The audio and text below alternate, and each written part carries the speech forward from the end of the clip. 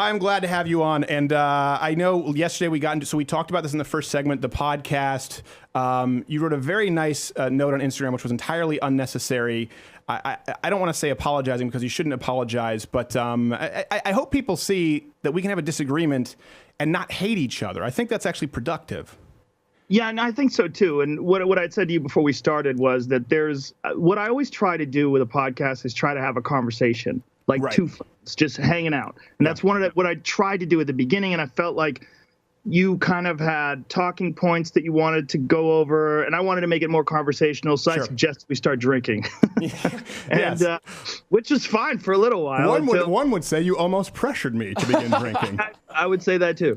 And then it got to the marijuana subject, and things got a little heated. And you know, I make the mistake of oftentimes communicating like I would with my friends in what I think is just a joking but aggressive way. Yeah. And I didn't anticipate your reaction to it, and you got defensive. And one thing I didn't take into consideration that I wrote in the Instagram thing is that you get attacked a lot.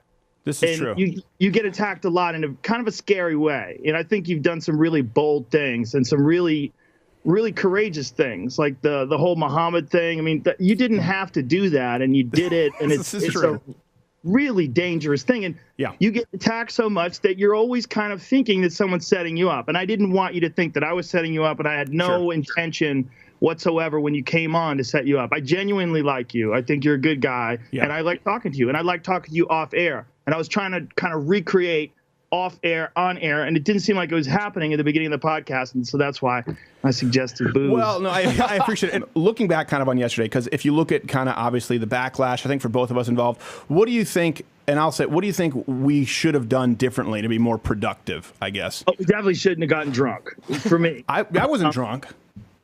You weren't drunk. I really wasn't drunk. No, I had one beer. Okay. Well, you had a little whiskey too, right? That stuff was awful, Gentleman Jack. We'll get you some real bourbon. I kind of like the fact that it's awful. That was not, but also I think I need to get to know you better, like where you don't, and we both don't get weird over conversations like that. Well, we can't just look at facts and pull things up. And I didn't want you to think that Jamie was ganging up on you. And that's where things went bad, is that when you were stating something about the highway fatalities and it was contrary to what I thought was the case, and then we pulled up the facts, I didn't want you to think that we were ganging up on you. I just wanted to find out, was I wrong? Were you right? Were you wrong? Was I not to revisit it? But can I bring up something that I didn't have time to yesterday? Sure. And this is something I think is important because, respectfully, Jamie is not experienced in sourcing articles or looking up news to the same degree that we are. So the very thing he brought up, I remember, and here's because I was talking about this earlier, my mental monologue. I thought, oh no, I've screwed up here, and that's what I said. You know what, Joe? I think you're probably right. I'll give it to you. And the reason why was because Jamie brought up factcheck.org. That was the main source he brought up. No, he brought up Washington Post. And it was originally from the factcheck.org was the source they were talking about. So there were a couple that he brought up. But I remember when he brought up factcheck.org, I saw it and I thought, oh, crap, because I've read that and we've written about that. And I remember thinking, you know what? I must have read that wrong because that's actually an article we've sourced. And it must have meant the opposite, because right below what he highlighted, it actually did say Gary Johnson was wrong. Increases in the incidences were significant. Marijuana-related traffic deaths increased by 154% between 06 to 014. This was in his source that he brought up.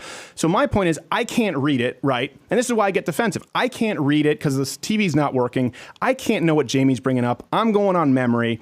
He has a never-ending cheat sheet, and there's no way that I can argue with that. And I would say, you're right about this. I'm incorrect. When I get defensive, it was when two people are saying, admit that you're lying, that it's bullshit. And I really, looking at his own sources, I don't think I was. Well, I don't think we were saying you were lying. What I think we were saying is you were incorrect. And I have read multiple things that said that the traffic fatalities decreased, particularly in Colorado. Right. Who's right or who's wrong? I don't know. I mean, we'd have to go seriously digging. Right. But his own source said that's wrong, is my point. And in real time, I can't fact check him because I don't have a computer, right? Right. And he brought up also that could also be attributed to the fact that the population of Denver, Colorado increased substantially once marijuana became legal as well. You have to factor that in. Right. I think when you're talking about driving impaired, I do not think that marijuana has the same effect as alcohol. It certainly doesn't. However, I don't think it's a good idea to drive f***ed up. Right. Whether you're on marijuana, especially on edibles.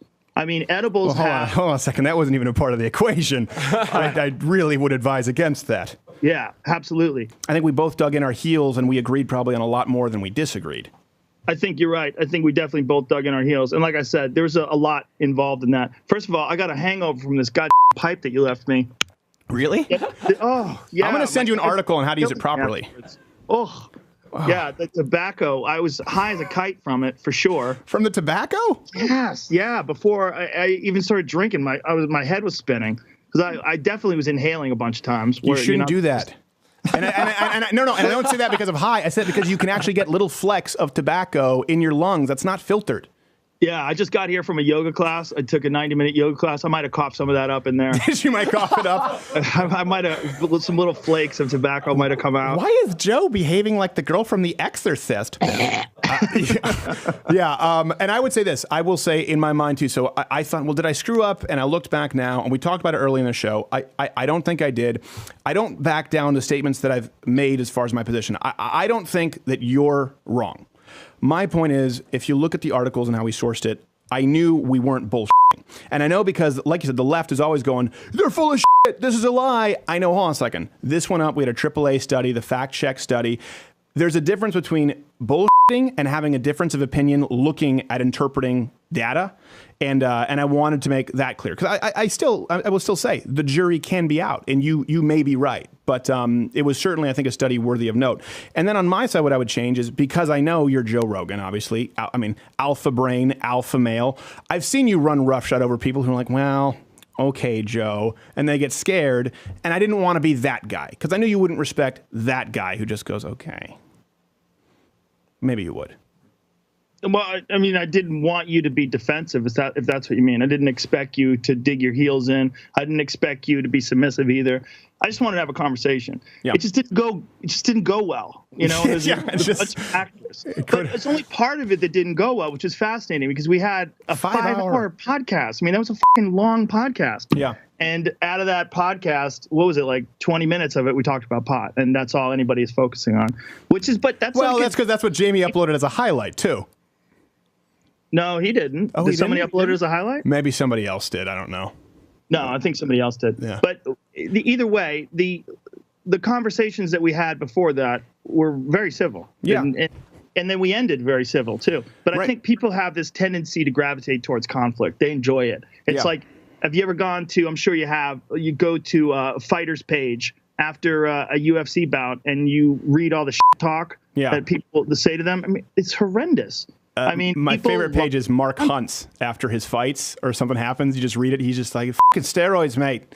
Everything. It just goes in and he just they hang me out to dry. F the UFC. F you. F Brock Lesnar. You're sitting there like, Mark, just tone it back. This is going to be admissible. That was Mark. I was talking about fans. I mean, fans like after like Ronda Rousey recently lost, I went and checked like some of her, like the online things, the things that people were saying about her. I mean, people love jumping in on something that really doesn't.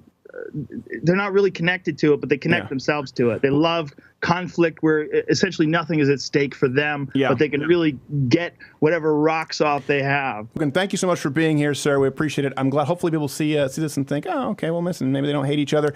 Dude, I don't hate you at all. I think you're a good guy, and that's why I made that Instagram post. And I saw this back and forth both ways. People mad at you, people mad at me. It was just so stupid. And it was just, a drunken hiccup in a long conversation. Hey, if you like this video, subscribe by clicking the button that says subscribe. If you're not aware of it now, there's no way you're learning the internet at this point. I'm not going to help you. But this was clipped from my daily show, available exclusively to LottoWithCreditor.com/MugClub members. If you're a student, military, or veteran, enter in that promo code. It's less than $6 a month, and you get daily content. No more clips, plus this hand-etched mug. Oh, when I feel it, I got a chill like on the inside.